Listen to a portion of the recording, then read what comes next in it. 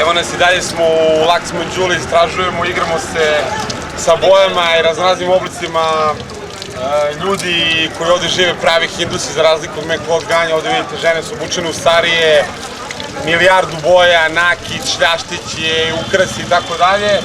Ovde sada na ulici žena se kupa, koristi slobodno vreme da se malo dovedu u red higijena. Ova ovde biljka pored mene je marihuana.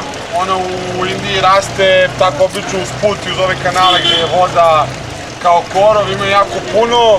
Sad ova ovde biljka je muška i nije za pušenje i uglavnom ove biljke imaju jako slab procenat te aktivne supstance, ali u indijskoj kulturi ovo sveta biljka, naročito Šiva je volila da puši hašiš, od marihuane se dobija hašiš i dobija se na taj način da se pobere ovo lišće u velikoj količini, onda ljudi po cijel dan, na primjer, ovako među prstima trljaju i to dovede do toga da se THC ovde na prstima stvori, onda ovako laganim trljanjem prstiju se dobiju male gromuljice hašiša i to Hindusi puše u ritualne svrhe. Na Kumamela festivalu danas ili sutra ćemo vidjeti jako veliki broj sadova koji to konzumiraju iz čiluma, otvaraju treće oko, mole se Šivi i to je ovde češća stvar nego na primjer pivo. Kod nas u Evropi alkohol se konzumira, se čovjek malo opusti, oslobodi, a u Indiji ćete teže naći pivo, a lakše ćete naći hašiš ili kako se oni zovu čaras,